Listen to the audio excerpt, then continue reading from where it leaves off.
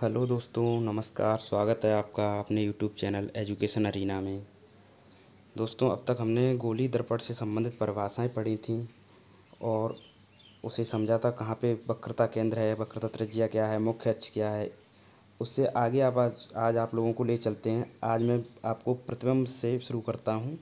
प्रतिबिंब यानी कि इमेज है क्या, ये कैसे बनता है। तो इमेज, जैसा कि आपकी परिभाषा में लिखा है, जब किसी वस्तु को दर्पण के सामने रखा जाता है तो दर्पण में उस वस्तु की आकृति बनती है। इस आकृति को वस्तु का प्रतिबिंब कहते हैं। अर्थात या यूँ कहें, जब प्रकाश किरणें किसी वस्तु के किसी बिंदु से चलकर परावर्तन के पश्चात किसी दूसरे बिंदु पर जाकर मिलती हुई या प्रतीत होती हैं या मिलती हैं, तो इस दूसरे बिंदु को पहले बिंदु का प्रतिबिंब कहते हैं। अच्छा, प्रतिबिंब दो प्रकार का होता है। प्रतिबिंब एक वास्तविक प्रतिबिंब और आभासी प्रतिबिंब। वास्तविक प्रतिबिंब होता है कि उसमें उस वास्तविक प्रतिबिंब का मतलब है कि हम पर्दे पर उस प्रतिबिंब को ले सकते हैं, और आभासी प्रतिबिंब में हम पर्दे पर प्रतिबिंब को नहीं ले सकते हैं। वास्तविक प्रतिबिंब का एक उदाहरण है, जैसे सिनेमाघरों में जब जो मूवी दिखाई जाती है वो वास्तविक प्रतिबिंब का एक उदाहरण है, और आभासी प्रतिबिंब का एक उदाहरण है फोटोग्राफी जैसे। तो वास्तविक प्रतिबिंब की परिभाषा क्या है कि किसी बिंदु से चलने वाली प्रकाश किरणें दर्पण से परावर्तन के पश्चात किसी दूसरे बिंदु पर वास्तव में मिलती हैं, तो इस दूसरे बिंदु पर बने प्रतिबिंब को वास्तविक प्रतिबिंब कहते हैं। जब किसी प्रकाश किरणें जब किसी एक बिंदु से किसी दूसरे बिंदु पर वास्तविक में मिलती हुई प्रतीत होती हैं, तो इसे हम वास्तविक प्रतिबिंब कहते हैं। और आभासी प्रतिबिंब क्या होता है? किसी बिंदु से चलने वाली प्रकाश किरणें दर्पण से परावर्तन के पश्चात किसी दूसरे बिंदु पर वास्तव में नहीं मिलती, किंतु दूसरे बिंदु से आती हुई प्रतीत होती हैं, तो इस दूसरे बिंदु पर बने प्रतिबिंब को आभासी प्रतिबिंब कहते हैं। मतलब किसी बिंदु से चलने वाली प्रकाश किरणें परावर्तन के पश्चात किसी दूसरे बिंदु पर वास्तव में मिलती हुई प्रतीत तो नहीं होती हैं, लेकिन वहाँ से आती हुई प्रतीत होती हैं। इसे आभासी प्रतिबिंब कहते हैं। इससे आगे आपको ले चलते हैं, गोली दर्पणों द्वारा प्रतिबिंब का बनना। गोली दर्पणों पर प्रतिबिंब कैसे बनता है, इसकी क्या कंडीशन है। तो गोली दर्पण के सामने रखी वस्तु के प्रतिबिंब की स्थिति, आकार तथा प्रकृति किरण आरेख खींचकर ज्ञात की जा सकती है। मतलब हम इसे किरण आरेख से ही समझ सकते हैं कि गोली दर्पणों द्वारा प्रतिबिंब किस प्रकार बनता है या किस प्रकार बनते हैं। तो इसमें पहली कंडीशन है, गोली दर्पण पर जब मुख्य अक्ष के समांतर प्रकाश किरण आपतित होती है तो वह परावर्तित होकर मुख्य फोकस से अवतल दर्पण में होकर जाती है तथा उत्तल दर्पण में मुख्य फोकस से आती हुई प्रतीत होती है। मतलब ये कह रहा है कि जब मुख्य अक्ष के समांतर प्रकाश किरण आपतित होती है तो परावर्तित होकर मुख्य फोकस से अवतल दर्पण में मुख्य फोकस से होकर जाती है तथा उत्तल दर्पण में मुख्य फोकस से आती हुई प्रतीत होती है। तो चित्र में हम देखेंगे,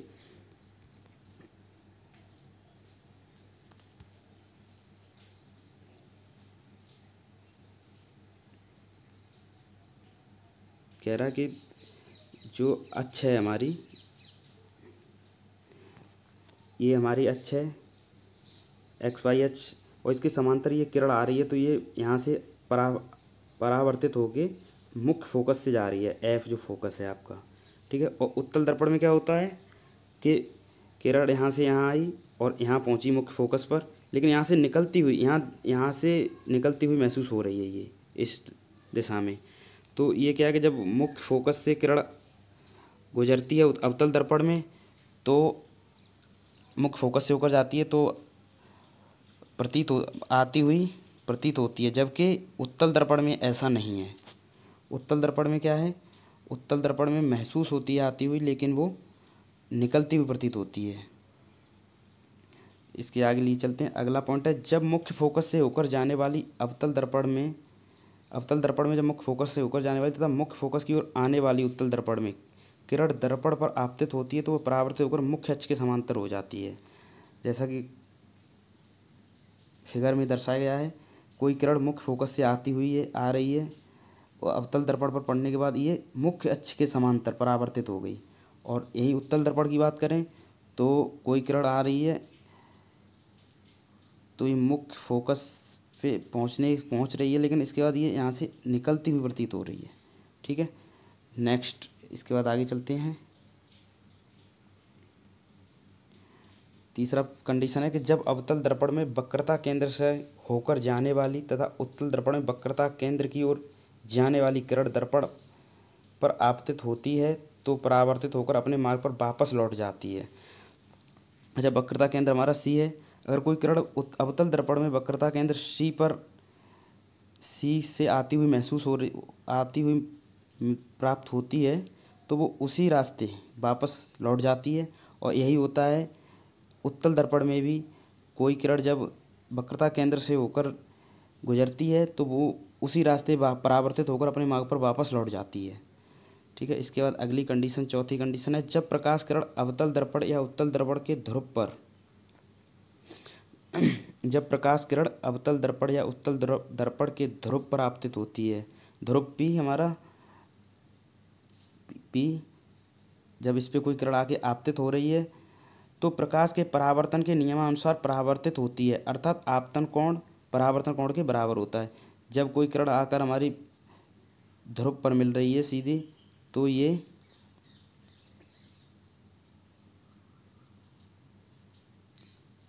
आपतन कोण इज इक्वल टू परावर्तन कोण, इसमें भी आपतन कोण इज इक्वल टू परावर्तन कोण।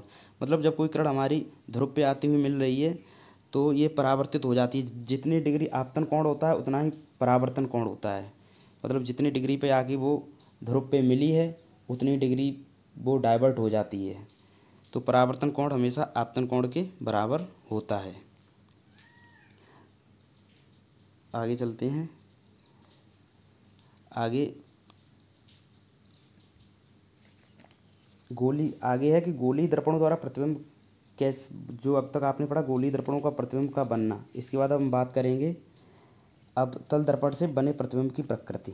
मतलब अवतल दर्पण से प्रतिबिंब जो बनता है उसकी प्रकृति कैसी होती है और कैसे बनता है, इसके बारे में हम पढ़ेंगे आगे। तो इसमें पहली कंडीशन, इसमें कुछ कंडीशंस होती हैं। इसमें भी अवतल दर्पण से बने प्रतिबिंब की प्रकृति जो होती है, इसमें भी कुछ कंडीशंस होती हैं कि वस्तु है हमारी दर्पण में, जब प्रतिबिंब जब बनेगा तो वस्तु की कुछ ना कुछ स्थिति जरूर होगी। तो पहली स्थिति जैसे इसमें दे रखा है, फर्स्ट लिखा है पहली स्थिति अनंत पर। जब वस्तु अनंत पर हो तो प्रतिबिंब कहाँ बनेगा, फोकस तल पर। और जब वस्तु अनंत पर हो प्रतिबिंब बनेगा फोकस तल पर। और प्रतिबिंब वास्तविक उल्टा व छोटा होगा। प्रतिबिंब वास्तविक उल्टा व छोटा होगा। आइए हम इसे फिगर से समझते हैं। देखिए, फिगर से अगर आप एक बार समझ लेंगे तो आप पेपर में आएगा तो लिख के आ जाएंगे। अगर आप रटेंगे तो याद नहीं रहेगी। कई कंडीशंस होती हैं इसमें और बहुत कम अंतर होता है जिनमें एक जैसी महसूस होती है। कभी ये याद नहीं होती हैं, हमेशा भूल जाओगे कभी भी याद करोगे। रटने का काम नहीं है इसमें, थोड़ा समझने का काम है। देखिए आगे चलते हैं। पहली कंडीशन है जब वस्तु अनंत पर हो तो प्रतिबिंब कहाँ बनेगा, फोकस तल पर। जैसे देखिए ये है वस्तु, ओ डैश हमारी वस्तु है, ये है हमारा अनंत पर रखी है। और ये है हमारा अवतल दर्पण, थोड़ा सा छोटा किया जाए। ये है हमारा अवतल दर्पण और ये हमारी वस्तु है जो अनंत पर रखी हुई है। ठीक है। तो ये वस्तु जब अनंत पर रखी हुई है तो इसका जो प्रतिबिंब है वो कहाँ बन रहा है, फोकस पर, एफ पर, ये नीचे की साइड। देखिए हमेशा अवतल दर्पण में अगर कोई वस्तु यहाँ है,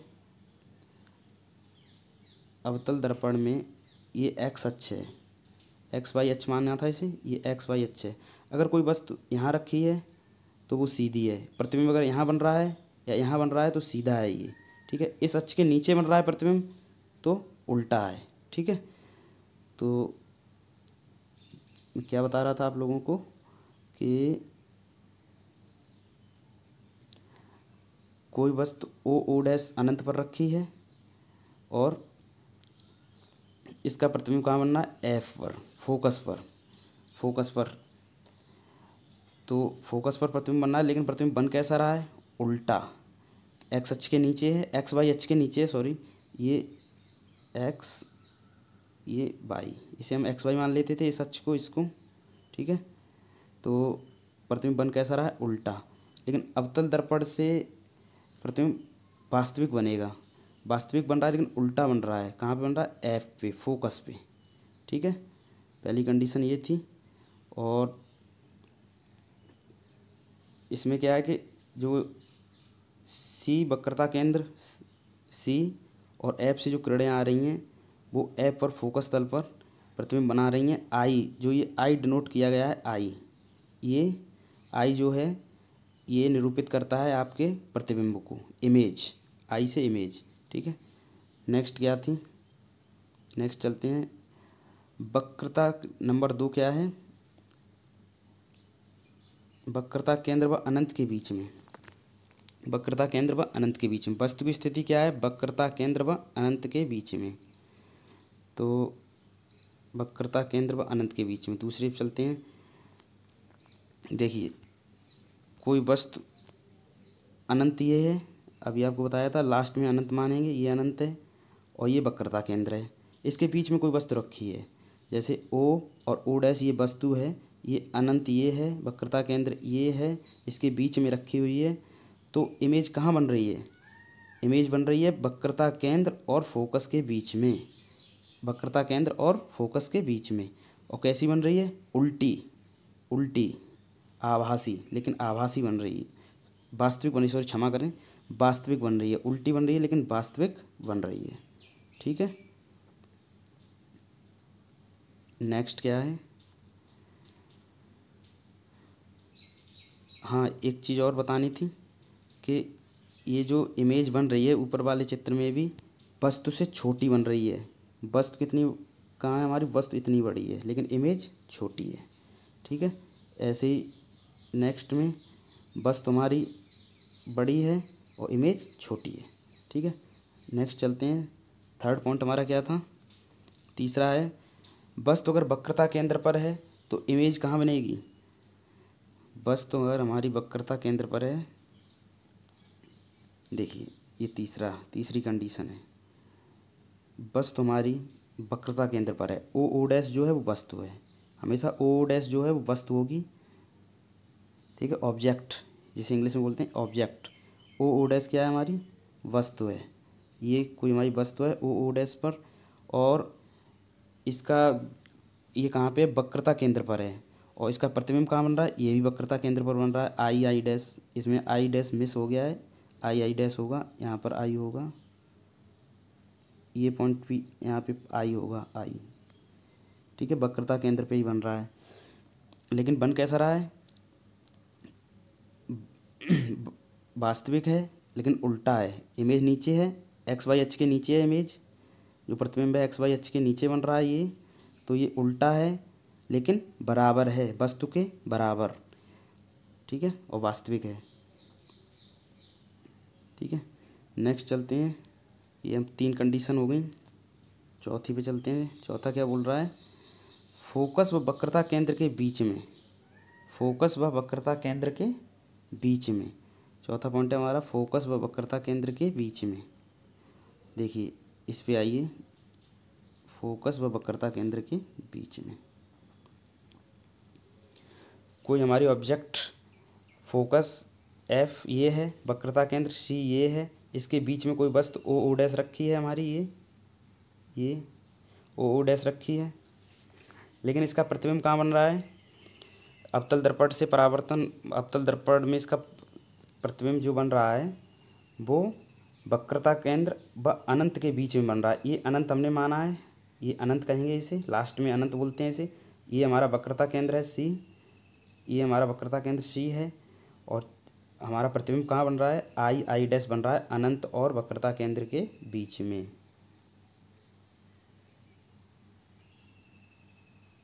अनंत और वक्रता केंद्र के बीच में इमेज कहाँ बन रहा है, अनंत और वक्रता केंद्र के बीच में।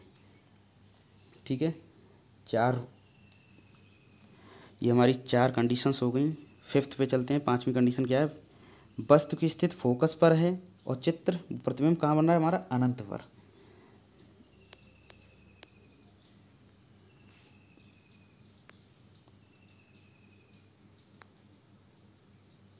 बस तुम्हारी कहाँ पे है, फोकस पर है, बस तुम्हारी फोकस पर है।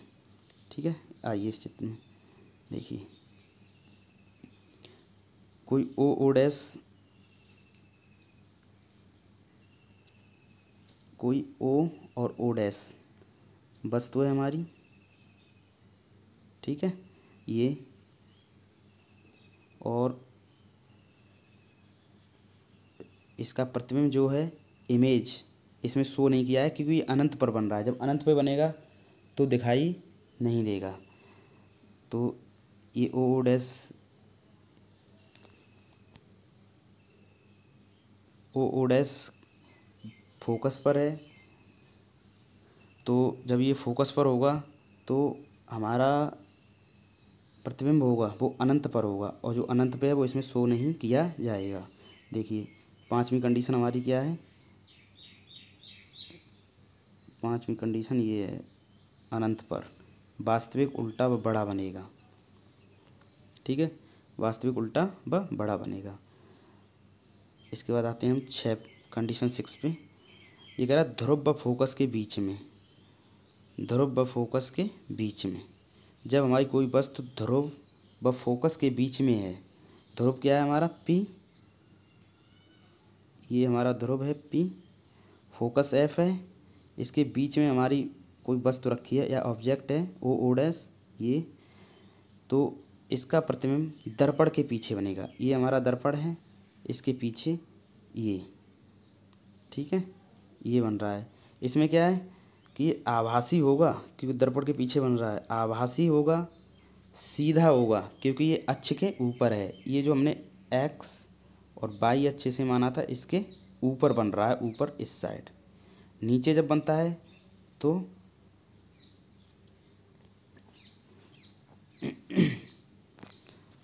ठीक है, ऊपर बन रहा है। इसकी कंडीशंस दे रखी हैं, आभासी, सीधा व बड़ा होगा।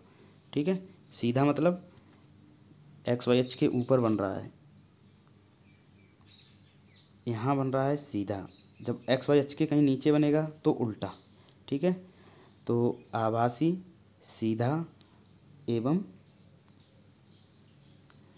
बड़ा होगा, वस्तु से बड़ा होगा। वस्तु छोटी है, वस्तु से काफ़ी बड़ा है।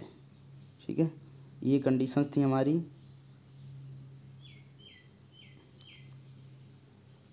ये कंडीशंस थी हमारी अवतल दर्पण से प्रतिबिंब की प्रकृति के लिए। और इससे आगे चलते हैं, इससे आगे दर्पण सूत्र। दर्पण सूत्र, दर्पण सूत्र की परिभाषा क्या है, गोलीय दर्पण के लिए दर्पण से वस्तु की दूरी u, दर्पण से वस्तु की दूरी को u से निरूपित करते हैं तथा दर्पण से प्रतिबिंब की दूरी v तथा दर्पण से प्रतिबिंब की दूरी को v से निरूपित करते हैं तथा दर्पण की फोकस दूरी f के बीच संबंध को दर्पण सूत्र कहते हैं। तो दर्पण सूत्र हमारा क्या है, 1/u + 1/v = 1/f। ठीक है, ये हमारा दर्पण सूत्र है। इससे कुछ न्यूमेरिकल सॉल्व होंगे जो मैं आपको कराऊंगा लास्ट में, चैप्टर कंप्लीट होने के बाद। ठीक है, नेक्स्ट आइए, अगला है रेखीय आवर्धन। पहले रेखीय आवर्धन से पहले मैं आपको एक चीज़ बता देता हूँ कि जो ये अवतल दर्पण होता है इसका यूज कहाँ कहाँ होता है, अवतल दर्पण का यूज क्या है और किन किन स्थानों पे या किन जगहों पे इनका यूज होता है। तो जो अवतल दर्पण होता है इसका उपयोग खास करके कार की हेडलाइट और टॉर्च तथा टेबल लैंप जो होती हैं उनमें शेड में परावर्तक के रूप में इनका कार्य होता है। और जैसे आपके हॉस्पिटल क्लिनिक हैं या जैसे दांत का डॉक्टर जो होता है वो अवतल दर्पण का यूज करता है वो दांत को देखने के लिए, जिससे कि उसे साफ अच्छा और बढ़िया चित्र दिखाई देता है दांत का। और जैसे ये नाई वगैरह हैं, आप शेविंग कराने या कटिंग कराने जाते हैं वो भी अवतल दर्पण का यूज करते हैं। और आपकी सौर ऊर्जा प्लेट हैं, सोलर प्लेट हैं जिनसे बिजली उत्पन्न होती है आजकल तो ये इनमें भी अवतल दर्पण का यूज होता है। ठीक है, आगे चलते हैं। और अब अवतल दर्पण का बताया तो उत्तल दर्पण का उपयोग कहाँ होता है। उत्तल दर्पण का जो उपयोग होता है वो गाड़ियों में, जो जैसे हमारी गाड़ी है, बाइक है या मोटरसाइकिल या जो भी है, उसमें एक शीशा लगा होता है। तो उसमें पीछे का चित्र रोड का देखने के लिए शीशा लगा होता है ड्राइवर के पास में, जो शीशा होता है वो उत्तल दर्पण का होता है, जिससे कि काफ़ी बड़े क्षेत्र को वो उत्तल दर्पण का होता है। वो जब हम गाड़ी चलाते हैं, मोटरसाइकिल चलाते हैं तो पीछे पूरी सड़क दिखाई देती है हमें। तो वो काफ़ी बड़े क्षेत्र की वस्तुओं को एक छोटे से क्षेत्र में बन जाता है। मतलब जो काफ़ी बड़ा क्षेत्र पीछे का होता है वो एक छोटे से उत्तल दर्पण में समाहित हो जाता है। वो हमें पीछे का इतना बड़ा एरिया बहुत छोटे से दर्पण में दिखाई देता है। तो उत्तल दर्पण का प्रयोग गाड़ियों के पीछे के दृश्य देखने के लिए किया जाता है। और स्ट्रीट लैंप होती हैं जैसे जो रोडों पे लगी होती हैं, उनमें भी किया जाता है इसका उपयोग। तो आगे चलते हैं फिर इससे। रेखीय आवर्धन क्या है? रेखीय आवर्धन के बारे में आपको बता देते हैं थोड़ा सा, और फिर परावर्तन आपका आज फिनिश। इसके बाद आपको अपवर्तन के बारे में थोड़ा सा बताया जाएगा और आपका लगभग लाइट समाप्त हो जाएगा, लाइट चैप्टर जो है। तो रेखीय आवर्धन क्या है? दर्पण द्वारा बने किसी वस्तु के प्रतिबिंब की लंबाई L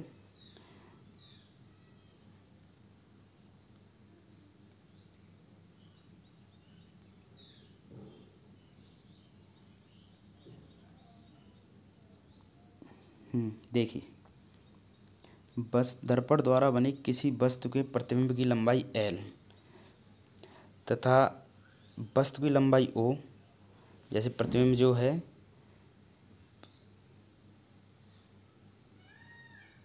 प्रतिबिंब की लंबाई L,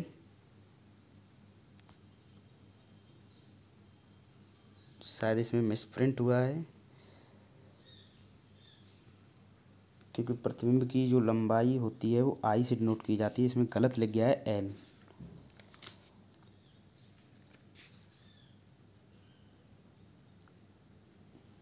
ठीक है, ये गलत लग गया है, मिसप्रिंट हुआ है यहाँ पे। ये जो L है, L नहीं होगा यहाँ पे, ठीक है, I होगा। ये प्रतिबिंब की लंबाई I, प्रतिबिंब को क्या डिनोट करते हैं? I से, इमेज। ठीक है, तो हाँ, दर्पण द्वारा बने किसी वस्तु के प्रतिबिंब की लंबाई I तथा वस्तु की लंबाई O, वस्तु की लंबाई को O डैश से डिनोट करते हैं या निरूपित करते हैं, और तो वस्तु को O मानेंगे और प्रतिबिंब को I। ठीक है, तो ये कह रहा है दर्पण द्वारा बने किसी वस्तु के प्रतिबिंब की लंबाई तथा वस्तु की लंबाई O के अनुपात को प्रतिबिंब का रेखीय आवर्धन कहते हैं। इस रेखीय आवर्धन को M से प्रदर्शित करते हैं। ठीक है, रेखीय आवर्धन इज इक्वल टू प्रतिबिंब की लंबाई। प्रतिबिंब की लंबाई कितनी है? बटे वस्तु की लंबाई। ठीक है, रेखीय आवर्धन में प्रतिबिंब की लंबाई बटे वस्तु की लंबाई, तो इसे हम लिख सकते हैं M is equal to I upon O। और इसे समरूप त्रिभुजों की एक ज्यामिति निरूपण के अनुसार, समरूप त्रिभुजों में एक ज्यामिति निरूपण होता है, उसके अनुसार इसे हम, जो ये आपका प्रतिबिंब की लंबाई है, प्रतिबिंब की लंबाई है, इसे हम दर्पण के ध्रुव से प्रतिबिंब की दूरी भी कह सकते हैं, दर्पण के ध्रुव से प्रतिबिंब की दूरी, और वस्तु की लंबाई को हम दर्पण से ध्रुव से वस्तु की दूरी। तो इसे लिख सकते हैं हम M is equal to minus V upon U। ठीक है, तो रेखीय आवर्धन M is equal to I upon O या M is equal to minus V upon U। ठीक है, ये आज आपकी क्लास ये यहीं पे समाप्त होती है। आशा करता हूँ आप लोगों को समझ में आया होगा, और अगर आपको वीडियो पसंद आया है तो वीडियो को लाइक और चैनल को सब्सक्राइब अवश्य करें दोस्तों। और इससे रिलेटेड, इससे पहले भी मैं इसके 3 पार्ट बना चुका हूँ लाइट के, इससे रिलेटेड इस वीडियो में इसका लिंक भी दिया गया है उन तीनों पार्ट का, तो आप डिस्क्रिप्शन बॉक्स में जाके वहाँ से लिंक पे क्लिक करके पीछे के भी 3 वीडियो देख सकते हैं। तो आप लोग जाइएगा, पीछे के वीडियो देखिएगा, आपके लिए बहुत ही अच्छे साबित होंगे ये परीक्षाओं के हिसाब से। और आज के लिए बस इतना ही। बहुत बहुत धन्यवाद।